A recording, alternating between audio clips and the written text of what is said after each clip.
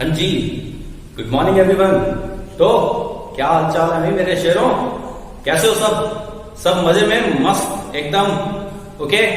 और रिजल्ट्स की देखो भरमार हो रही है, ठीक है। रिजल्ट्स आ रहे हैं बहुत अच्छे, ठीक है। रिजल्ट्स मतलब लगातार 12th का आ गया, 10th का भी आ गया, ठीक है। और बहुत अच्छा रहा है रिजल्ट, मतलब आप विश्वास नहीं कर सकते, इट इज अनइमेजिनेबल, ठीक है ना। मतलब हम लोगों ने एक्सपेक्ट नहीं किया था, इतना अच्छा परफॉर्मेंस जो है वो बच्चों ने सबने दिया है। तो जितने भी बच्चे हैं जिन्होंने इस एग्जाम्स में अपीयर किए, 10th और 12th के बोर्ड एग्जाम्स में अपीयर हुए और उनके बहुत अच्छे रिजल्ट्स आए हैं, उन सभी को हमारी तरफ से, पूरी टीम की तरफ से बहुत बहुत कांग्रेचुलेशन। सबको बहुत सारी, ढेर सारी बधाइयां। वेट कर रहे थे हम लोग तो कि भाई 12th का आ ही गया है, 10th का भी आ जाए। तो 10th का भी रिजल्ट जो है वो अनाउंस हो गया, सबने देखा होगा।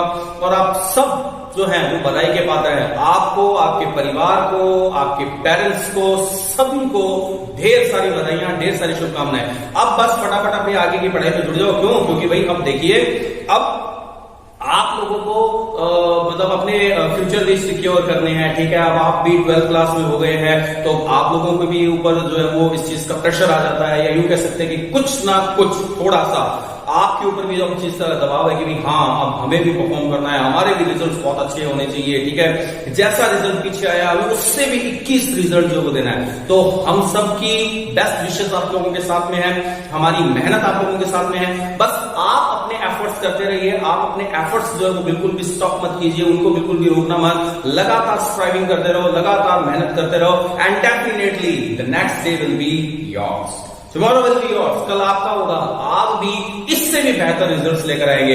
इस शुभकामना के साथ आज की हमारी क्लास हम शुरू करते हैं। जो लोग लाइव जुड़ गए हैं उन सबका वेलकम है, जो नहीं जुड़े हैं उन्हें फटाफट आप इन्फॉर्म कर दीजिए, फटाफट लिंक सेंड कर दीजिए। टेक्निकल टीम ने आपको भी सेंड कर दिया गया वैसे, लेकिन फिर भी आपके जो दोस्त हैं अगर लाइव नहीं जुड़े हैं तो फटाफट सबको इन्फॉर्म कर दो, जल्दी से लाइव जुड़ जाओ। आई जस्ट चेक, ठीक है, योर लाइव प्रेजेंस। फटाफट मैं चेक कर देता हूं कि कौन कौन जो है वो लाइव जुड़ गए हैं। ओके, बिल्कुल, देखिए कंदोई जी लाइव आ गए हैं मेरे साथ, एंड मित्रुका जी की लाइव है, इमरान गौरी वेलकम, पूजा पारिक आपका भी वेलकम है, Deepanshu you are also welcome. Good morning है सबको मेरी तरफ से, सबको गुड मॉर्निंग है। And this Bhumika also good morning, Bhumika. Neetu you are also welcome. Lakshita भी आ गई हैं। ओके, बच्चे जुड़ रहे हैं भी, फटाफट बच्चे जुड़ रहे हैं, बहुत अच्छी बात। एंड गुड मॉर्निंग सबको, गुड मॉर्निंग है। देखिए आज की क्लास हमारी इस लेसन की लास्ट क्लास है, ठीक है। आज की क्लास में हम इस लेसन को पेश करने की कोशिश करेंगे, and I try to give you the PDF of this lesson question answer. इस लेसन के जो भी क्वेश्चन आंसर उनकी पीडीएफ भी आज ही आप लोगों को प्रोवाइड करने की कोशिश की जाएगी। तो I hope the technical team is making their efforts, वो अपने प्रयास कर रही हैं, वो कोशिश कर रही है, या यूं कह सकते हैं कि जो भी है उनकी तैयारी जारी है, प्रिपेयरिंग एवरी मैटर, ठीक है। पूरा मैटर प्रिपेयर कर रही है ताकि क्लास खत्म होने के साथ ही आप लोगों को पूरा मैटर जो है आपको दे दिया जाए। वंशिका भी जुड़ गई है हमारे साथ, नीतू भी जुड़ गई है। ओके, ठीक है। Okay, Bhavya Nadhani, okay you are also welcome. Bhavya, Suman you are also welcome, and Nikhil again you are welcome. Okay, ठीक है बच्चे, देखो सब जुड़ते जा रहे हो, ठीक है। And this who is this PUBG feed भी जुड़ गए हैं, मेरे को नाम नहीं पता है भाई कौन है, ठीक है। जो भी है चलिए, तो एक बार आप फटाफट अपनी प्रेजेंस भेज दीजिए। आपको पता ही है प्रेजेंस भेजने का तरीका क्या है, आपको अपना नाम लिखना है, अपनी क्लास लिखनी है, whether you are in 12th science और 12th कॉमर्स और इन 12th आर्ट्स, और प्रेजेंट लिखना है, ठीक है। अपना नाम लिखना है, अपनी क्लास लिखनी है, और अपना जो प्रेजेंट है वो लिखना है, और ये लिख के आप फटाफट भेज दीजिए ताकि आपकी प्रेजेंस जो है वो आज की हो जाए। अगर वॉइस क्वालिटी बिल्कुल सही है, आपको साउंड बिल्कुल सही तरीके से आ रहा है, वीडियो आपको बिल्कुल विजिबल है, तो आप फटाफट एक थम्स अप कर दीजिए ताकि आज की फिर क्लास अपने फटाफट शुरू करते हैं, ठीक है। तो कमेंट्स आप लोगों के बीच बीच में मैं लेता रहूंगा, बीच में देखता रहूंगा। अगर कोई दिक्कत हो तो आप लोग फटाफट इन्फॉर्म कर दीजिएगा कमेंट बॉक्स के थ्रू, ताकि जो भी हमारी टेक्निकल टीम है वो इस चीज को रिजॉल्व करे, इस चीज को अगर कोई दिक्कत आती है तो उसको सही करने की कोशिश करें, ठीक है। तो जो भी स्टूडेंट्स लाइव जुड़ गए हैं, एक बार फिर से फास्टली सबका welcome, heartly welcome, warm welcome, and let's begin today's class. शुरू करें तो आप, ठीक है। ओके, तो शुरू करते हैं चलिए आज की क्लास। हम लोगों ने पिछली क्लास जो की थी पेज नंबर 7 के अंदर, पेज नंबर 7 पर हम लोगों ने अपने लेसन को यहाँ छोड़ा था। लेसन जो हमारा चल रहा था वो लास्ट लेसन चल रहा था अल्फोंसे डॉडेट के द्वारा लिखा हुआ, फ्रेंचमैन है अल्फोंसे डॉडेट, उनके द्वारा लिखा हुआ। अच्छा, तो आज की जो क्लास है, आज की क्लास में देखिए हम इस लेसन को फिनिश करने वाले हैं। ओवरऑल लगभग ये लेसन खत्म हो गया। जहां हमने इस लेसन को लीव किया था, जहां छोड़ा था इस लेसन को हम लोगों ने, एक सरकास्टिक कमेंट था, एक यू कह सकते हैं व्यंग्यात्मक कमेंट था। किसके द्वारा, किसने किया था ये व्यंग्यात्मक कमेंट? ये कमेंट किया गया था फ्रेंच के द्वारा। कब? जब फ्रेंच को ये पता लगता है कि भाई कल जो है वो उनके जर्मन के न्यू टीचर्स आ जाएंगे and now in their school German will be taught to them, ठीक है, the French classes will be no more. अब वहां फ्रेंच की क्लासेस नहीं लगेंगी, फ्रेंच उनको नहीं पढ़ाई जाएगी। And he was shocked to listen this news. ये कहानी, ये न्यूज सुनकर, ये समाचार सुनकर बड़ा शॉक्ड हो गया। एकदम से उसको धक्का लगा, उसे अपनी गलतियां नजर आने लगी, उसे अपनी मिस्टेक्स नजर आने लगी कि मैंने क्यों अपनी लैंग्वेज को सीखा नहीं। एम हैमल उनको समझाते हैं that friends, you are not the responsible person for this, you only are not the responsible person for this, कि तुम अकेले नहीं हो जिसको ब्लेम किया जाए। Your parents are equally to blame and even I also, मतलब मैं, तुम्हारा टीचर, मैं भी, मुझ पर भी इस चीज का ब्लेम है, because we are also not so serious about your education. तुम्हारी एजुकेशन के लिए तुम्हारे पेरेंट्स भी सीरियस नहीं थे, मैं भी पूरी तरह से सीरियस नहीं था, ठीक है। तो इस वजह से आप लोगों की क्लासेस मिस हुई, या आप लोगों की जो एजुकेशन है वो काफी मतलब पिछड़ गई और आप अपनी भाषा ही नहीं सीख पाए। उसके बाद एम हैमल उनकी वो फ्रेंच लैंग्वेज जो है, फ्रेंच लैंग्वेज का एक लेसन उनको समझाते हैं, उनको बताते हैं that French language is the beautiful, is the most beautiful, is the clearest, is the most logical language in the world. और एक बहुत इंपॉर्टेंट बात उनको एम हैमल समझाते हैं that as fast as you can hold your own language, your language is the key to prison. आप जब तक अपनी भाषा के साथ जुड़े हुए हैं, कोई आपको गुलाम नहीं बना सकता, मानसिक रूप से कोई आपको कभी गुलाम नहीं कर सकता। तो हमेशा अपनी भाषा के साथ को जुड़े रहना चाहिए, ठीक है। तो यही चीज सोचते सोचते फ्रेंच जो है, फ्रेंच एक दिमाग में बात आती है उसके, सरकास्टिक कमेंट है, यानी कि आयरॉनिक कमेंट है, व्यंग्यात्मक रूप से वो सोचता है कि भाई ये जो लोग आए हैं, जो जर्मन्स आए हैं, ये जर्मन्स उनके ऊपर तो अधिकार कर रहे हैं, यानी लोगों के ऊपर, लोगों को तो वो मजबूर कर रहे हैं कि लोग क्या करें, लोग अपनी जो जर्मन लैंग्वेज, अपनी जो फ्रेंच लैंग्वेज है, फ्रेंच लैंग्वेज को छोड़कर जर्मन लैंग्वेज सीखें। ये उनके ऊपर दबाव बनाया जा रहा है। लेकिन क्या यहाँ ये जो जर्मन्स आए हैं, क्या यहाँ के जानवरों, यहाँ के पक्षियों की भी भाषा को बदल देंगे? क्या इन पक्षियों को भी वो जर्मन के अंदर गाना सिखाएंगे? क्या इन पक्षियों को भी ये कहेंगे कि तुम भी फ्रेंच जो बोलते हो, या यूं कह सकते हैं कि जो तुम बोलते हो उस भाषा को छोड़ो, अब से तुम्हें भी अपनी बोली जो है वो जर्मन्स में बोलनी पड़ेगी, जर्मन लैंग्वेज के अंदर बोलना पड़ेगा? क्या उनको भी ऐसा सिखाएंगे? ऐसा सरकास्टिक कमेंट उसने कहा। तो मैंने आपको कहा था कि देखिए यहां से सीबीएसई जो है वो बार बार क्वेश्चन पूछती है, बार बार यहां से क्वेश्चन पूछे जाते हैं। तो इस क्वेश्चन को हम लोगों ने पीडीएफ के रूप में लिंक किया है। आप लिंक जो है वो इस क्लास के बाद डाउनलोड कर सकते हैं, वहां से जाकर आप इस क्वेश्चन का आंसर देख सकते हैं, सीबीएसई के द्वारा पूछा गया क्वेश्चन भी देख सकते हैं, और लॉन्ग आंसर टाइप क्वेश्चन है, क्या उसका आंसर होगा वो भी आप वहां से डाउनलोड कर सकते हैं, ठीक है। चलिए हम आज की क्लास को आगे बढ़ाते हैं, आज की क्लास शुरू करते हैं। पेज नंबर 7 से मैं शुरू कर रहा हूं। Whenever I looked up from my writing, I saw M. Hamel sitting motionless in his chair and gazing first at one thing, then at another, as if he wanted to fix in his mind just how everything looked in that little schoolroom. देखिए क्या होता है कि हम भी जब कहीं किसी जगह पर काफी टाइम तक रहते हैं, काफी समय से रहते हैं, जैसे मान लीजिए जिनके भी पेरेंट्स गवर्नमेंट सर्विस में है, गवर्नमेंट टीचर हैं या गवर्नमेंट किसी तरीके के एम्प्लॉय हैं, तो अक्सर उनके ट्रांसफर्स होते रहते हैं, ठीक है। And you can also imagine this situation कि जब आप किसी जगह पर मान लीजिए कि 8-10 साल आप किसी जगह पर रहे हैं, 15-20 साल तक आप एक जगह पर रहे हैं, आपके दोस्त बन गए हैं, आपका एक फ्रेंड सर्किल बन गया है, आपकी सराउंडिंग बहुत अच्छी हो गई है, बॉन्डिंग बहुत अच्छी हो गई है, and suddenly an order came to your father that your father is transferred to some other city. आपके पिताजी को कहीं और ट्रांसफर कर दिया गया है, ऐसा मैसेज आता है। And now you have to pack your luggage, you have to leave that city, you have to leave that town, you have to leave all your friends, you have to leave your neighbors, you have to leave your surrounding, वो सब चीजें, वो घर जिसको आपने बड़े अच्छे से सजाया था, वो सब आपको छोड़कर जाना पड़ेगा। So this moment, this situation, this condition is a very sad condition, very unhappy condition. आप बहुत ज्यादा मतलब क्या हो जाते हैं, मेलनकॉलिक हो जाते हैं, बड़े दुखी हो जाते हैं कि यार क्या है, एकदम से सारा चीज छोड़कर जा रहा है। तो यहां पर ऐसा ही कुछ एम हैमल के साथ था।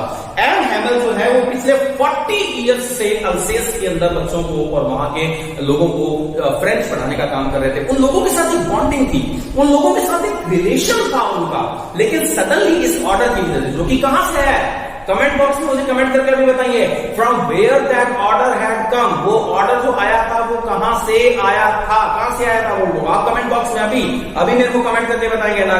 Technical team please check it out, ठीक है, whether the answer given by the students is right और नॉट, ठीक है, आप प्लीज चेक करते रहिए टेक्निकल टीम इस चीज को। तो एम हैमल वहां अपनी कुर्सी पर बैठे, जब हम लोग अपनी राइटिंग कर रहे थे तो मैं बीच बीच में अपनी टेबल से, अपनी पेज से या अपनी कॉपी से नजर उठा के ऊपर देख रहा था और मैंने देखा एम हैमल बिल्कुल मोशनलेस बैठे हैं, बिल्कुल स्थिर बैठे हैं और अपनी कुर्सी पर बैठे कभी एक चीज की तरफ, कभी दूसरी चीज की तरफ, कमरे की उन सब चीजों की तरफ घूर घूर कर देख रहे थे, जैसे कि वो उन सब चीजों को अपनी आंखों में बसा लेना चाहता, जाने से पहले जैसे उनके विजन को, उनके दृश्यों को, उनकी इमेजेस को अपनी आंखों में, अपने जहन में, अपने मन में बिठा लेना चाहते हो, ऐसा लग रहा था। फैंसी क्या हुआ है, बड़ा हैरान, क्या मतलब क्या हुआ, देखो अचानक ही सब कुछ बदल गया। For 40 years he had been there in the same place with his garden outside the window and his class in front of him। 40 साल से ये बेचारा आदमी इस गांव में, इस अल्सेस में अपनी सेवाएं दे रहा है, 40 साल से यहाँ के बच्चों को पढ़ा रहा है और देखो क्या, उसका गार्डन वहां पर जिसको उसने बड़ा अपने बच्चों की तरह पाला पोसा है, उसके खिड़कियों के बाहर दिखाई देता हुआ उसका बच्चों का ये छोटा सा स्कूल, ये सब चीजें एकदम से उसको छोड़ के जानी बड़ी हैरान कर देने वाली बात, बड़ी परेशान कर देने वाली बात थी। Only the desk and benches had been worn smooth. इतने सालों में सिर्फ वहां की जो डेस्क है, वहां की जो बेंचेस है, वो घिस कर क्या हो रही है, स्मूथ हो गई। देखो जो वर्ब यहां यूज की गई है, बड़ी समझने वाली बात, बड़ी अच्छी बात है, ठीक है, क्या है, वॉर्न आउट, क्या यूज किया गया है, वॉर्न आउट, ठीक है, फ्रेजल वर्ब यूज की गई है। वॉर्न आउट का मतलब क्या हो जाता है, वॉर्न आउट का मतलब होता है, वैसे तो देखिए वॉर्न जो है ये सेकंड फॉर्म है, ठीक है, तो वैसे तो इस वॉर्न का मतलब जो है वो किसी चीज का चिचड़े हो जाना, जर्जर हो जाना, ऐसा कुछ होता है, लेकिन यहां जो ये वॉर्न आउट फ्रेज है, इस वॉर्न आउट फ्रेज का मतलब होता है किसी चीज का घिस कर स्मूथ हो जाना, ठीक है, किसी भी चीज का घिसकर क्या हो जाना, स्मूथ हो जाना, ठीक है, इसी को क्या कहा जाता है, वॉर्न आउट कहा जाता है। तो केवल क्या हुआ है कि इतने इन 40 सालों में यहाँ की जो बेंचेस हैं, यहाँ की जो डेस्क हैं, वो घिस कर क्या हो चुकी हैं, स्मूथ हो चुकी हैं। The walnut trees in the garden were taller, बगीचे में यानी कि उस छोटे से स्कूल में लगे हुए जो अखरोट के पेड़ है, वर्ड वॉलनट मीन्स अखरोट, अखरोट के जो पेड़ है वो पहले से क्या हो गए हैं, लंबे हो गए हैं। देखो क्या यूज किया गया है, टॉलर यूज किया गया है, and you all know taller जो है वो क्या होती है, कंपैरेटिव डिग्री होती है। कौन सी डिग्री होती है, कंपैरेटिव डिग्री होती है। कंपैरेटिव डिग्री का मतलब क्या हुआ कि this word is compared to something else, यानी यहां पर जो भी नाउन है उस नाउन का किसी और नाउन के साथ कंपैरिजन किया गया है। तो पेड़ जो कि पहले थे तो वो छोटे थे, लेकिन उस समय के मुकाबले अब पेड़ थोड़े क्या हो चुके हैं, लंबे हो चुके हैं। एंड द होप पॉइंट, और वहां पर लगी हुई हॉप की, हॉप एक प्लांट होता है, आई होप कि आपको स्क्रीन पर हॉप पॉइंट का प्लांट जो शायद नजर आ रहा होगा, ठीक है। तो हॉप का जो प्लांट है यानी उसकी जो बेल है वो बेल क्या हो चुकी है, ट्वाइंड हो चुकी है, यानी इस तरीके से आपस में गुथ चुकी है, ठीक है, इस तरीके से आपस में क्या हो चुकी है, गुथ चुकी है, ट्वाइंड हो चुकी है, और ट्वाइंड होकर इतनी ऊंचाई तक पहुंच गई है, ऊपर छत तक चली गई है, खिड़कियों से होते हुए उसके पास, मतलब चारों तरफ वो बेल जो है वो बेल फैल गई है। ओके, तो इतने सालों में एम हैमल ने अपने डेडिकेशन से, अपनी सर्विस से सब चीजों को पाल पोस कर बड़ा कर दिया है, बच्चों को पढ़ा दिया है, कितने बच्चे उनके साथ, उनके सामने से उनसे पढ़कर चले गए हैं, और कितनी ही प्लांट्स जो है जिनको उन्होंने नर्चर करके, जिनको पौधा पानी दे देकर, जिनको खाद दे देकर उन्होंने बड़ा किया है। How it must have been broken his heart to leave it all, उसका दिल कितना दुखा होगा, कितना दुख रहा होगा, कितना दर्द हो रहा होगा जब वो इन सब चीजों को छोड़कर जा रहा है। To a man to bear his sister moving about in the room above packing their trunks, बेचारा आदमी सोचकर सुनकर कितना दुखी हो रहा होगा जब उसे ऊपर वाले कमरे में उसकी बहन के चलने की आवाजें आ रही है। जो क्या कर रही है, उसकी बहन क्या कर रही है, पैकिंग देयर ट्रंक्स, उनकी जो संदूकें हैं, संदूकों में सामान पैक कर रही है, और वो जो चल रही है, जो संदूकें खिसक रही है, उनकी जो आवाजें नीचे आ रही हैं, वो आवाजें एम हैमल को कितना परेशान कर रही होगी। For they must leave the country next day, क्योंकि कल उन्हें ये देश छोड़ना है। ठीक है, एक बहुत अच्छी बात जो मैं आप लोगों को यहां बताना चाहता हूं, जो समझाना चाहता हूं, देखिए समझने की कोशिश करना। ग्रामर से रिलेटेड छोटा सा कंसेप्ट है। क्या कंसेप्ट है? सेंटेंस दिया गया है, they must leave the country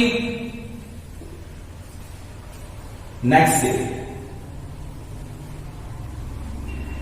ठीक है, ये सेंटेंस आपको दिया हुआ है। ओके, अभी यहां देखो क्या है, मॉडल वर्ब का यूज हुआ है और मॉडल वर्ब के साथ में वर्ब की कौन सी फॉर्म आई है? वर्ब की फर्स्ट फॉर्म का यूज हुआ है। मॉडल वर्ब की फर्स्ट फॉर्म का यूज हुआ है। ठीक है, अब चीज यहां तो समझने वाली है। अगर मान लीजिए यहां मॉडल वर्ब नहीं होगी और आपसे पूछा जाता है कि अब यहां बताओ, अब यहां कौन सी फॉर्म आएगी?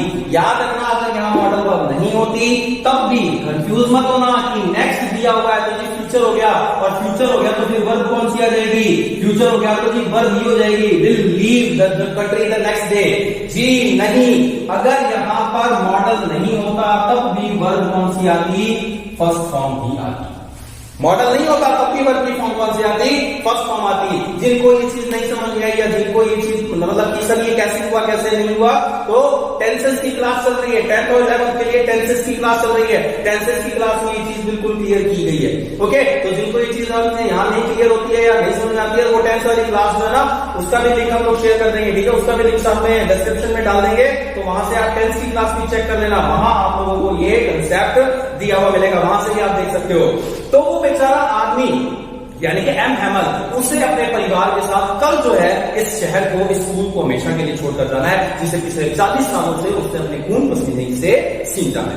But he had the courage to hear every lesson to the very last. लेकिन एम हैमल इतना दुखी होने के बावजूद भी देखो हिम्मत उसकी कि वो हर बच्चे के लेसन को आखिर तक सुन रहा, आखिर तक हर बच्चे के लेसन को सुन रहे थे, उनसे समझने की कोशिश कर रहे थे। After the writing he had a lesson in history, लिखने का काम हुआ, फिर हिस्ट्री का एक लेसन पढ़ा। And then the baby chanted their ba be नी बो बू यानी अल्फाबेट्स। ठीक है, दोबारा कही होती ना बच्चों वाली वर्णमाला, तो हमारा लेसन हुआ। फिर उसके बाद छोटे छोटे बच्चे जो थे उन्होंने चैंट किया। मैंने पिछली क्लास में आपको बताया था रेसिटेशन, और रेसिटेशन के साथ ही मैंने इस वर्ड का भी यूज किया था, क्या? चैंटिंग। तो चैंटिंग का मतलब क्या होता है? किसी भी चीज को जब आप एक ट्यूनिंग के साथ गाते हैं, एक ट्यून के साथ जब आप किसी चीज को गाते हुए दिखाई देते हैं या गाते हुए यूज करते हैं तो उसे चैंटिंग कहा जाता है। जैसे मंत्रों की चैंटिंग की जाती है। ठीक है, तो बच्चे जो थे वो सभी अपनी अल्फाबेट्स, अपनी वर्णमाला जो है उसको ऊंचाई में यानी कह सकते ऊंचे ऊंचे स्वर में लाउडली जो है वो बोल रहे थे। Down there at the back of the room all the father put on his spectacles and holding his primer in both hands spelled the letters with them. बूढ़ा ऑफिसर जो कि उसी क्लास से पीछे की तरफ बैठा हुआ था, अपने पुराने से उस प्राइमर को खोलकर, अपने उस पुराने से कायदे को खोलकर वो उन बच्चों के पीछे पीछे, उन बच्चों के साथ साथ उन शब्दों को या उन अक्षरों को बोलने की कोशिश कर रहा था। यू कुड सी दैट, तुम देखो यहां क्या मॉडल यूज किया गया है, मॉडल कुड का यूज किया गया है। अब एक बात बड़ी समझने वाली बात है कि मॉडल कुड का यूज भी यहां कैपेबिलिटी शो करने के लिए नहीं हुआ है। यहां पर मॉडल का यूज जो है, कुड का यूज जो आप सोचो किसी पास्ट की एबिलिटी शो कर रहा होगा, पास्ट की कैपेबिलिटी शो कर रहा होगा, बिल्कुल नहीं, गलत है। यहां कुड क्या शो कर रहा है? यहां कुड जो है वो थ्योरेटिकल पॉसिबिलिटी शो कर रहा है। क्या शो कर रहा है? संभावना शो कर रहा है। वो कहता है कि आप वहां होते तो देखते, ठीक है, आपको होना चाहिए था, आप होते तो देख सकते थे। आप क्या देखते कि ही टू वाज क्राइंग, कि वो भी रो रहा था। कौन? बूढ़ा बॉसर, बेचारा बॉसर जो है वो भी रो रहा था। His voice tremble with emotion, भावनाओं में बहकर उसकी आवाज जो वो क्या कर रही थी? कम आ रही थी। And it was so funny to hear him that we all wanted to laugh at crime. उसकी आवाज जब बूढ़े लोग होते थे, बूढ़े लोग ऐसे रोने लगते तो उनकी आवाज ऐसे क्या होता है? तुतलाती हुई सी आवाज आती है। ठीक है, ऐसे ऐसा लगता है जैसे छोटे बिल्ली का बच्चा जो वो मिमिया रहा है। ठीक है, उसकी ऐसे मतलब जो है अजीब तरीके की आवाज होती है। तो ऐसी आवाज थी। हमारा मन तो कर रहा था कि हम उस पर हंसे, यानी कि हमारे हंसी छूट रही थी, हमारी हंसी निकल रही थी, लेकिन सिचुएशन ऐसी थी कि हम हंस नहीं पा रहे थे। ठीक है, सिचुएशन ऐसी थी कि हम हंस नहीं पा रहे थे। क्यों? क्योंकि दुख की सिचुएशन थी, सभी दुखी थे कि कल हमारे हमें छोड़ के चल जाएंगे, फ्रेंड्स अब सीख नहीं पाएंगे। दुख था सभी के के मन में how well I remember it that last lesson, अरे मुझे याद है, कितना अच्छे तरीके से मुझे याद है, दुख के साथ बोल रहा है। फ्रेंड्स के मन में पूरा दुख है कि पूरे मुझे याद है, मुझे अच्छी तरीके से याद है, वो मेरा आखिरी सबक, उस दिन की मेरी वो आखिरी क्लास मुझे अच्छे तरीके से याद है। All at once the church clock struck 12, बिल्कुल एग्जैक्ट 12 बज गए, ठीक है, चर्च की जो घड़ी है उसमें 12 बजने की आवाज आई, घंटे बजे 12। देन द एंजेलस, और 12 बजे एंजेलस हुई। देखो एंजेलस क्या होती है, एंजेलस जो है वो एक प्रेयर है जो चर्च के अंदर की जाती है, और ये 3 समय पर होती है, ठीक है। कौन से चर्चेस में होती है आपको पता ही होगा। देखो कि अगर हम ईसाइयों की बात करें, ठीक है, जो भी क्रिश्चियंस की बात करें, तो all world there are 2 types of Christians, 2 तरीके के सेक्ट्स हैं, 2 तरीके की कम्युनिटीज हैं। एक कैथोलिक्स होते हैं, रोमन कैथोलिक्स जिनको बोलते हैं, और दूसरे प्रोटेस्टेंट्स होते हैं, ठीक है। तो रोमन कैथोलिक जो चर्च हैं, उन चर्च में क्या होती है, 3 टाइम के अंदर या 3 समय के अंदर ईश्वर की प्रार्थना की जाती है, जिसे एंजेलस कहा जाता है। ये सुबह 6 बजे होती है, उसके बाद दोपहर में 12 बजे होती है, और एक शाम के समय 8 बजे होती है। जैसे अपने लिए इस्लाम में होता है ना, इस्लाम में नमाजें होती हैं, तो आपने सुना होगा, देखा होगा कि इस्लाम में भी जो 5 टाइम की नमाज होती है, ठीक है। मेरे को एग्जैक्ट तो सारी नहीं मालूम है कौन कौन से, पर जहां तक मुझे मतलब जैसा कुछ याद है कि इस्लाम में भी फजर की नमाज होती है, ठीक है, दुहर की नमाज होती है, असर की नमाज होती है, आपके मगरिब की नमाज होती है, और शाम के समय में जो लास्ट शायद नमाज होती है उसको ईशा की नमाज बोलते हैं। मगर मैं कहीं पे गलत हूं तो प्लीज मुझे आप सही कर दीजिएगा कमेंट बॉक्स में, अगर जो भी कोई इस चीज को जानता। बट आई होप कि यही 5 तरीके की नमाजें हैं जो इस्लाम के अंदर कही जाती हैं या बोली जाती हैं। तो एंजेलस की जो प्रेयर है उसका समय हो गया, एंजेलस की प्रेयर हुई, ठीक है। At the same moment the trumpets of the Prussians returning from drill sounded under our window. School की खिड़कियों के बाहर की तरफ, स्कूल की खिड़कियों से नीचे की तरफ जो है वो प्रूसियन सोल्जर्स जो कि अपनी ड्रिल से लौट कर आ रहे थे, उनकी तुरहियां बज रही थी, दुमदुमियां बज रही थी। दुमदुमियां क्या होती है, जिसको बिगुल बोलते हैं। आर्मी में बजाया जाता ना, बिगुल बजाया जाता है, बैंड बजाया जाता है। तो आप ट्रम्पेट्स है, ट्रम्पेट्स का मतलब आप ये भी समझ सकते हैं कि वो बिगुल या उनका जो बैंड था, उनका जो बाजा था, वो बाजा बजाते हुए, ड्रिल करते हुए वो हमारे स्कूल की जो खिड़की थी उस खिड़की के नीचे से गुजरते हुए जा रहे हैं। M Hamel stood up very pale in his chair, बड़े उदास से, बड़े दुखी से चेहरे के साथ एम हैमल कुर्सी से खड़े हुए। I never saw him look so tall, मैंने एम हैमल को आज से पहले कभी इतना लंबा नहीं देखा। लंबा क्यों, यानी अचानक उनका कद उनके नजर में पड़ गया। अचानक मुझे एम हैमल बहुत अच्छे लगने लगे, मुझे बहुत प्यारे लगने लगे, मुझे बहुत रिस्पेक्टफुल लगने लगे। मेरे मन में उनके लिए रिस्पेक्ट आ गई, मेरे मन में उनके लिए रिगार्ड्स आ गया, लव आ गया। सो आज मुझे वो वाकई में बड़े ऊंचे कद वाले लगे। क्या कहा देखो उन्होंने, my friends said he, M Hamel ने कहा मेरे दोस्तों, I but something choked him, बोल नहीं पाए, अंदर से गला रुंध गया, अंदर से गला चोक हो गया, रुक गया। ही कुडंट गो ऑन, आगे बोल नहीं पाया, उनसे बोला नहीं गया। And then he turn to the blackboard, blackboard की तरफ मुड़े, यानी हमारी बॉलीवुड मूवीज का सीन आ गया है। बॉलीवुड मूवीज में ना बड़ा दुखी हो जाता है, बड़ा दुखी हो के बाप से बोला नहीं जा रहा है, हीरो जो है लास्ट मोमेंट आ गया, हीरो कह रहा है मेरी बेटी का ध्यान रखना, निकल गया है ना। वो देखी होगी मूवी आप लोगों ने, धमाल, वो उसको खजाने का बता रहा है, तो खजाने का इतना बनेगा बड़े डब्ल्यू के नीचे, और डब्ल्यू बस डब्ल्यू में बात खत्म हो गई। तो वैसे ही एम हैमल से बोला नहीं जा रहा है, एम हैमल का गला चोक हो गया, रुक गया है। ब्लैकबोर्ड की तरफ मुड़े, took a piece of chalk, एक पीस लिया, ठीक है, चॉक का एक टुकड़ा लिया। And then bearing on with all his might, अपनी पूरी ताकत के साथ, यहां पे माइट जो है वो मॉडल नहीं है, ध्यान रखना, ठीक है। माइट जो यूज किया गया है लेसन के अंदर अभी यहाँ पर, ये मॉडल नहीं है, बल्कि इस माइट का मतलब है पूरी ताकत, अपनी पूरी शक्ति, अपनी पूरी ताकत के साथ। He wrote as large as he could, जितना बड़ा वो लिख सकते थे, जितना बड़ा उनसे लिखा जा सकता था, उन्होंने लिखा। क्या लिखा उन्होंने लिखा वी विल लव फ्रांस। क्या लिखा, वी विल लव फ्रांस, ठीक है। अब क्या मतलब है, ये फ्रेंच में लिखा था उन्होंने किसमें लिखा है, फ्रेंच में। क्या मतलब है इसका मतलब है लॉन्ग लिव फ्रांस, फ्रांस अमर रहे। फ्रांस को कभी कोई गुलाम न बनाए, फ्रांस हमेशा क्या रहे, अमर रहे, हुर्रा फ्रांस।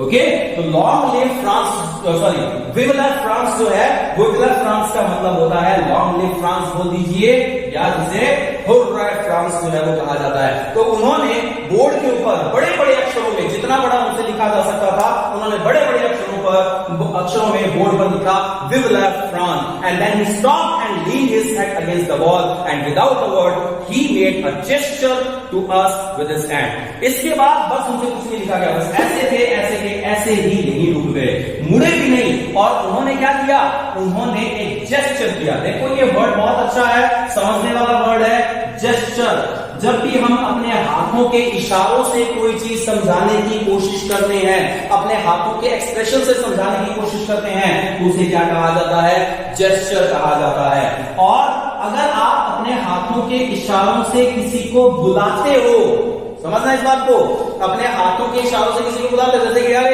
कम इन, अंदर आ जाओ, ठीक है, इस तरीके से इशारों से किसी को बुलाते हैं, तो उसे क्या कहा जाता है, उसे बैकन कहा जाता है। ओके, तो जेस्चर मतलब है अपने हाथ की इशारा किया। उन्होंने हाथ का इशारा करते हुए कहा school is dismissed, you may go. आज की स्कूल डिसमिस, आज की स्कूल यही खत्म होती है, आज की क्लास यही खत्म होती है, और अब आप लोग जा सकते हैं। तो ये था हमारा आज का चैप्टर, आज की हमारी स्टोरी, या यूं कह सकते हैं कि हमारी फर्स्ट स्टोरी, हमारा फर्स्ट लेसन, जिसका टाइटल है द लास्ट लेसन बाय अल्फोंसे डॉरेल। पूरी लेसन को मैंने लाइन बाय लाइन एक्सप्लेनेशन आप लोगों के सामने क्लियर किया है, पूरी लाइंस को आपको हिंदी के अंदर आपको ट्रांसलेट करके बताया। आई होप कि आपको समझने में कोई दिक्कत नहीं हुई होगी। फिर भी अगर किसी को किसी तरह की दिक्कत है तो वो डेफिनेटली कमेंट बॉक्स में या व्हाट्सएप ग्रुप पे, या मेरे जो पर्सनल नंबर है व्हाट्सएप के जो कि स्क्रीन पर चल रहे होंगे, आप वहां पर कांटेक्ट करके या वहां पर मैसेज करके आप अपने डाउट्स क्लियर कर सकते हैं, क्वेरीज क्लियर कर सकते हैं। ओके, इस लेसन से रिलेटेड जो पीडीएफ है, क्वेश्चन आंसर्स की जो पीडीएफ है, ठीक है, वो लिंक आपको डिस्क्रिप्शन में दिए हुए हैं, आप वहां से पीडीएफ डाउनलोड कर सकते हैं, और वो क्वेश्चन आंसर्स जो हैं वो आप लोगों को अपनी नोटबुक्स में करने हैं।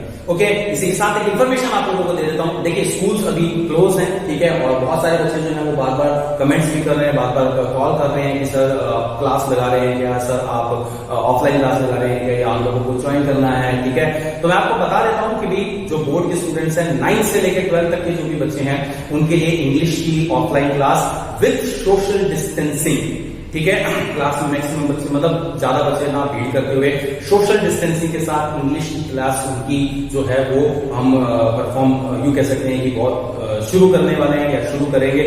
जो भी लोग क्लास ज्वाइन करना चाहते हैं या उस क्लास से रिलेटेड कोई भी चीज पूछना चाहते हैं, कोई डाउट है या कोई क्वेरी है आपके मन में, तो आप कॉल करके या व्हाट्सएप करके आप पूछ सकते हैं, उस क्लास से रिलेटेड जानकारी ले सकते हैं। And very soon we will be with you with next story, with another story. Till then घर पे रहिए, सुरक्षित रहिए, लगातार कुछ नया सीखते रहिए। Okay, bye bye.